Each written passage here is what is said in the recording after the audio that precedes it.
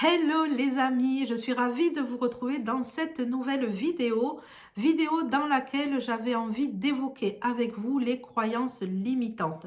Ces fameuses croyances qui font que nous avons aujourd'hui, que nous vivons aujourd'hui la réalité et que nous ayons la vision sur le monde, sur la vie, sur nous-mêmes que nous avons aujourd'hui. Une petite aparté, restez jusqu'au bout puisque à la fin de la vidéo, j'ai un petit message à vous passer. Donc, si ça vous intéresse et que vous êtes curieux et curieuse, n'hésitez pas à rester jusqu'au bout.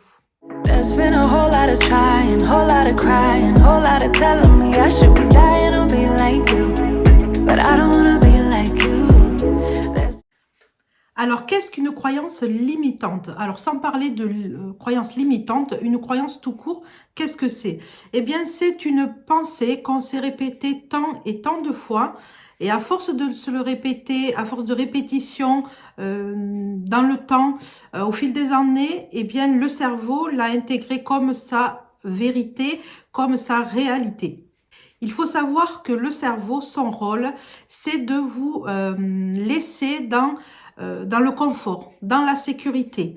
Et donc, si pendant des années, vous vous répétez la même chose, ou vous entendez la même chose, eh bien, pour vous laisser dans ce confort, dans cette sécurité, dans quelque chose qui est connu pour lui, eh bien, il va vous apporter dans la réalité les choses qui sont en adéquation avec vos pensées ou avec les choses que vous avez entendues plusieurs fois et qui, pour le cerveau, est quelque chose de connu, de commun, et donc il vous apporte ce pourquoi pour vous c'est confort. Alors ces pensées, elles atteignent le cerveau par des connexions neuronales. Ces connexions neuronales, à force d'être répétées, eh bien elles s'amplifient, et elles s'amplifient aussi avec l'émotion qu'on ajoute à ces pensées. Si depuis des années, depuis toujours, on se répète qu'on ne mérite pas d'être aimé, que telle situation eh bien, confirme que vous ne méritez pas d'être aimé et que de toute façon, c'est normal de vivre ces situations parce qu'on ne mérite pas d'être aimé, si on se le répète, si on y met une émotion négative, de tristesse, d'angoisse, eh bien, on amplifie ces connexions neuronales et donc le cerveau, qu'est-ce qu'il comprend? Eh bien, ok, puisque ta croyance, puisque tes pensées vont dans le sens je ne mérite pas d'être aimé, eh bien, qu'est-ce que je fais pour rester dans cette certitude qui n'en est pas une, hein, mais pour le cerveau, c'est devenu une certitude, c'est devenu une réalité, la vérité, et donc il va vous amener à être attentif à des situations qui feront que vous ne méritez pas d'être aimé.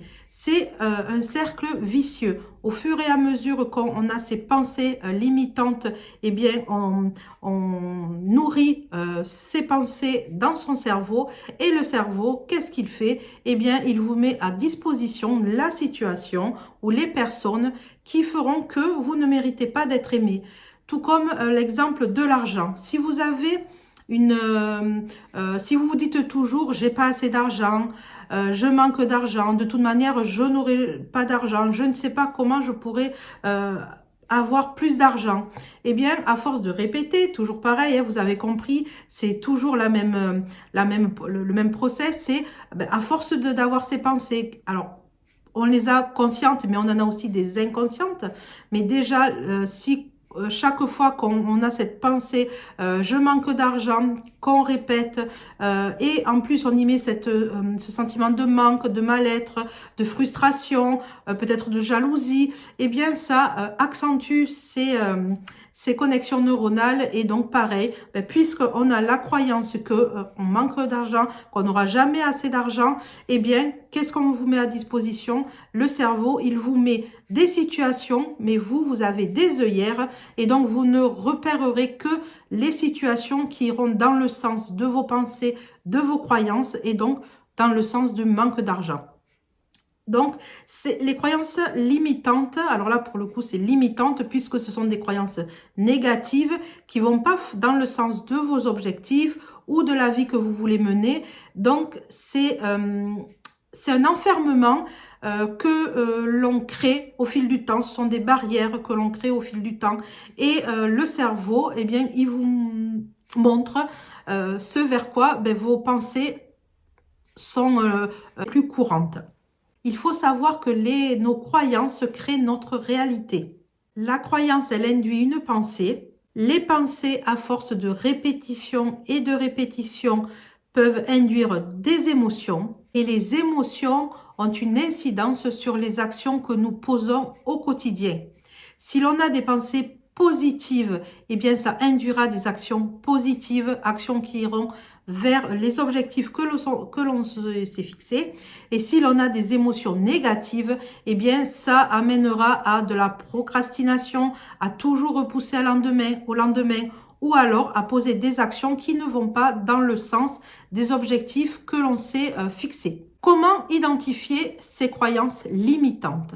La première chose à faire, c'est d'écouter ses pensées, c'est d'écouter son dialogue intérieur.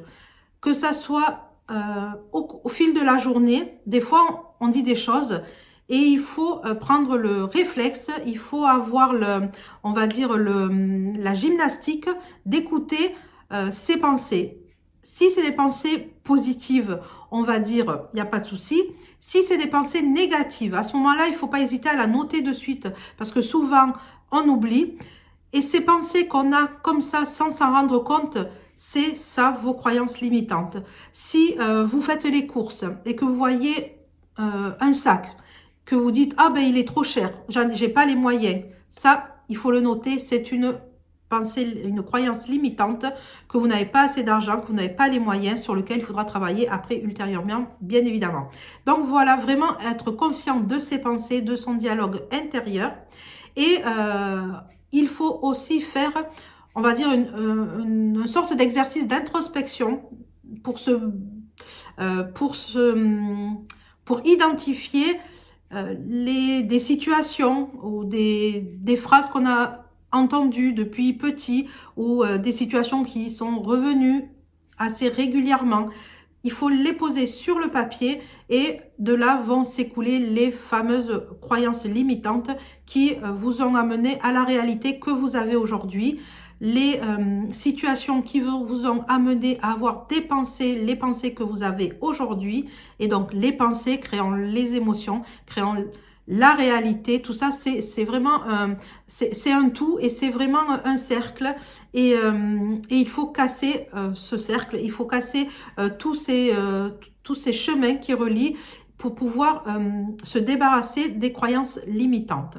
Donc une fois qu'on les a identifiées, qu'on a listé, vous pouvez faire ça par domaine, vous pouvez faire par exemple pour les finances, l'argent, quelles sont vos croyances pour l'argent, pour l'amour, quelles sont les croyances que vous avez sur vous. Donc faire les listes, les prioriser et une fois que vous avez, on va dire que vous savez quel objectif vous avez envie, sur quel objectif vous avez envie d'atteindre le plus tôt possible, votre priorité, eh bien, il faudra travailler sur les croyances qui sont en adéquation avec l'objectif que vous voulez atteindre, dans le domaine que vous voulez atteindre. Et vous focalisez, parce que c'est quand même mieux d'avoir un gros objectif, de pas trop s'éparpiller, sinon déjà le cerveau ça va lui faire bizarre et ensuite on ne tiendra pas dans la longueur, dans la durée. Alors comment éliminer ces fameuses croyances limitantes? Donc une fois qu'on les a identifiées, par exemple, je reprends l'exemple du manque de l'argent, une fois qu'on a identifié, bon ben j'ai la croyance que je serai toujours pauvre. Donc, une fois que vous avez posé ça sur le papier, vous vous dites pourquoi. Pourquoi j'ai cette croyance? Donc ensuite, là, vous listez toutes les choses qui vous font penser, qui vous donnent la certitude que vous manquerez toujours d'argent et que vous ne serez jamais riche, que vous ne pourrez pas vous acheter ce que vous voulez. Donc, vous listez les pourquoi jusqu'à ce que vous ne trouviez plus de pourquoi. Alors ça, c'est quelque chose qui peut prendre du temps. Alors, il y a des croyances limitantes dont vous allez savoir de suite d'où elles viennent. Et puis, il y en a d'autres où ça peut être un petit peu plus long. Donc, il faut vraiment aussi laisser le temps, poser sur le papier, laisser ça de côté quelques jours. parce que ça va infuser, ça va vous faire travailler l'esprit. Il y a des choses peut-être qui vont revenir, il y a des souvenirs qui vont revenir, ou peut-être vous allez être plus attentif à ce que vous dites. Voilà, vraiment laissez quelques jours pour voir ce qui remonte, pour voir ce qu'il en ressort. Et ensuite, une fois que vous avez bien trouvé tous les pourquoi de vos croyances limitantes, eh bien, c'est de trouver pour chaque pourquoi la contre-croyance. Si par exemple pour l'argent, vous avez la croyance parce qu'on vous a toujours dit depuis que vous êtes petit, on ne peut pas s'acheter ça parce qu'on n'a pas les moyens, on ne peut pas partir en vacances parce qu'on n'a pas assez d'argent.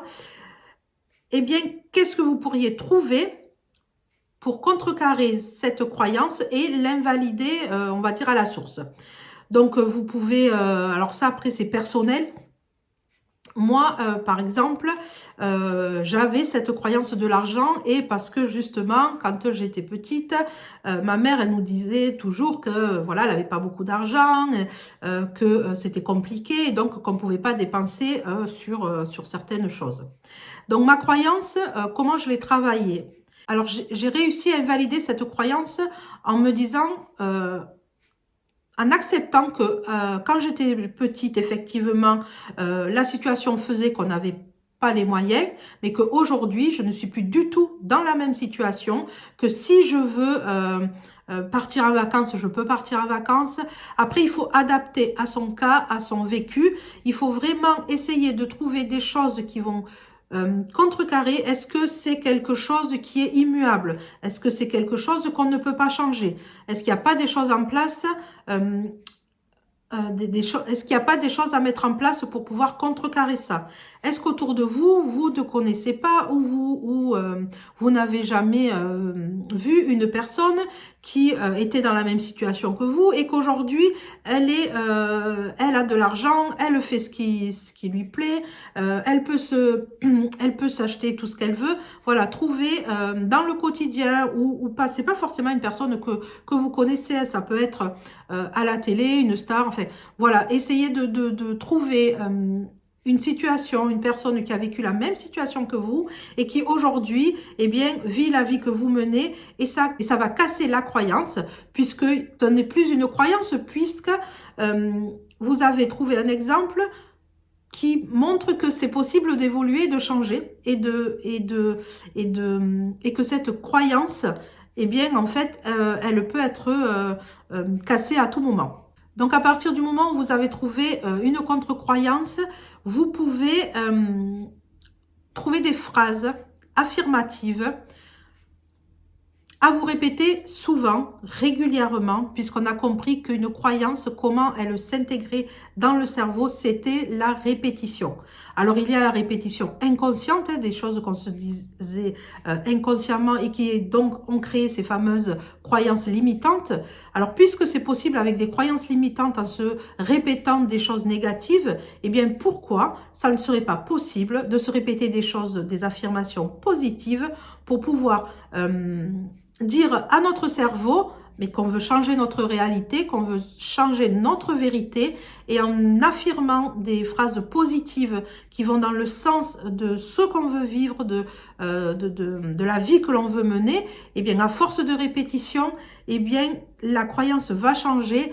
Et qu'est-ce que le cerveau fera pour vous mettre dans le confort, dans quelque chose qui est connu? Eh bien, il vous mettra à disposition, il vous ouvrira le champ des possibles et vous serez plus à même à voir, eh bien, du coup, les bonnes opportunités, les bonnes personnes et vous ne serez plus focalisé sur le négatif puisqu'il y a des répétitions de phrases positives, eh bien, vous attirerez le positif comme vous attiriez avant le négatif. Concernant ces affirmations, il y a plusieurs façons. Moi, je sais que j'utilise on va dire deux techniques. C'est la technique orale et la technique et l'écrit, le scripting qu'on appelle. Ça, c'est dans la manifestation. Ce sont des outils qu'on met, voilà, qu'on découvre avec ça. Et donc, moi, j'aime me répéter au fil de la journée. J'ai 4 ou 5 affirmations que j'aime alors que j'aime, oui, parce qu'à force, depuis que je le fais, j'aime, ça me fait du bien, mon énergie change, et du coup, le fait que mon énergie change par les phrases que je me dis, eh bien, les actions que je mets derrière, ce sont des actions qui sont alignées avec mon état d'esprit, avec mon énergie, et donc dans le sens euh, des objectifs que je me suis fixés. Donc, par exemple, je peux avoir des affirmations comme je sais que tout est réalisable. Je sais que tout ce que je manifeste m'appartient déjà. Je suis une personne rayonnante, lumineuse, qui atteint tous ses objectifs. J'ai assez d'argent pour payer mes factures et bien plus encore. Voilà, je me suis fait quelques affirmations comme ça que je me répète quand je fais la vaisselle, quand je prends la douche, quand il y a des moments comme ça ou quand je me promène. Parfois, c'est bien de laisser aller son esprit, mais moi, je préfère, comme je suis dans le début de ce cheminement, je préfère utiliser ce temps à me répéter ces affirmations pour que je les ancre, pour que mon cerveau, il soit, voilà, on va dire, saturé de ces pensées, de ces affirmations positives.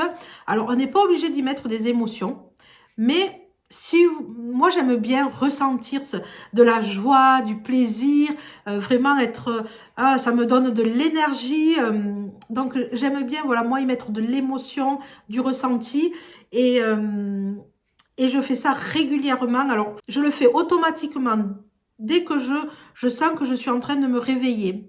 Pas une fois que je suis bien réveillée, mais quand je commence à sentir que je sors de mon sommeil, que mon cerveau est encore un peu embrumé, ou le passage, on va dire, vers le subconscient est plus, on va dire, est encore un petit peu ouvert, et bien là, je me répète mes affirmations, quelques minutes, hein, bon, je chronomètre pas, hein, quelques minutes, et une fois que je sens que je suis bien réveillée, je me lève. Je fais pareil le soir, quand je sens que je m'endors, je me répète mes affirmations, et tout au long de la journée. Quand je vais au travail, ça prend même pas 10 minutes, je récite mes affirmations. Alors des fois ça change, celles qui m'inspirent sur celles qui me viennent. Après, c'est pas forcément, il faut pas une phrase, il faut pas que ce soit dans la force, hein. Il faut vraiment que ce soit dans le naturel. Si c'est une autre phrase, eh bien il faut celle qui vient. Voilà, donc ça c'est vraiment important, puisque c'est la répétition de nouvelles affirmations qui vont induire de nouvelles pensées, de nouvelles croyances et donc une nouvelle réalité. Concernant les croyances limitantes et leur transformation, il y avait quelque chose qui est important à quand même à conscientiser, c'est que c'est un cheminement qui prend du temps.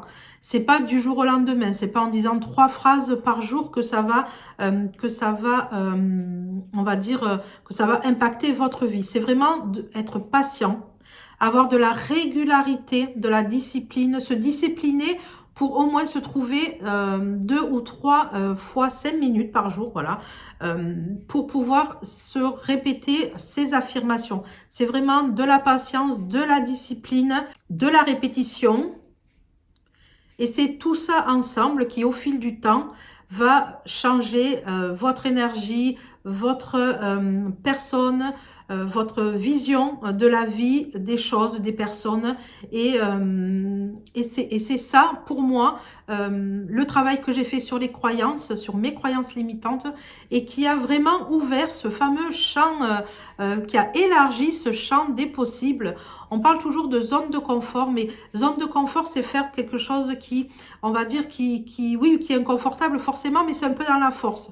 Alors que là, en fait, quand on ouvre son champ des possibles, eh bien, en fait, on pose des actions qu'on n'aurait pas posées avant, mais qui finalement nous paraissent aujourd'hui dans notre zone de confort. C'est pas quelque chose où on a l'impression qu'on va contre soi, contre son énergie, que ce soit en force. Là, ça reste dans la légèreté, ça reste dans le flot, ça reste dans notre chemin. Et c'est vraiment se rendre compte de ce nouveau paradigme où tout est possible, où tout est changement, et que ces nouvelles pensées, nouvelles croyances, eh bien en fait, d'elles-mêmes vont vous ouvrir des nouvelles portes. Une chose qui est importante aussi, c'est vraiment de pas se, de pas se flageller, de pas de pas se juger, d'être vraiment bienveillant avec soi-même. Si une fois, eh bien, vous vous rendez compte que vous avez dit une pensée, que vous avez eu une pensée négative en lien avec une ancienne croyance, ou que vous avez eu des mots, des paroles pareilles qui étaient qui se rapportaient à des anciennes croyances, c'est pas grave. Le tout, c'est de stopper ces pensées, ces paroles, ces mots. Et déjà, c'est bien d'en prendre conscience parce que c'est pas donné à tout le monde. C'est déjà bien se féliciter de dire, ok, là, c'était une ancienne croyance. C'est ces croyances-là qui m'ont amené à la réalité que je suis aujourd'hui, réalité que je ne veux plus. Donc, je réaffirme les contre-croyances positives pour amplifier les nouvelles croyances qu'on veut mettre en place. Donc voilà pour cette vidéo, j'espère qu'elle vous aura plu. C'est vraiment un sujet qui me passionne. Alors, pas forcément les croyances limitantes, mais le rôle du cerveau, le rôle de comment les choses, elles s'organisent et elles se mettent en place pour pouvoir avoir un impact sur la réalité, sur ce que nous créons. Donc j'espère que ça vous aura plu. Bien évidemment, n'hésitez pas à liker, commenter, à partager si vous pensez que cette vidéo peut apporter quelque chose ou intéresser quelqu'un. Il me reste encore 2 places pour un accompagnement de 2 séances que j'offre. Voilà, s'il y a des personnes qui se sentent appelées par ce que je dis, par ce que je propose, si elles ont envie de mettre un petit pied, un premier pas dans un nouveau chemin de vie, n'hésitez pas à me contacter sur Instagram. Vous venez me voir en message privé, ça me fera plaisir et je pourrai donc ainsi voilà, discuter avec vous. Ou si vous n'êtes pas intéressé mais que vous avez envie de venir me parler, n'hésitez pas, ça sera avec grand plaisir. Sur ce, je vous fais de gros bisous. Je vous dis à la semaine prochaine. Prenez soin de vous et à très bientôt. Bye! There's been a whole lot of trying, whole lot of crying, whole lot of telling me I should be dying or be like you.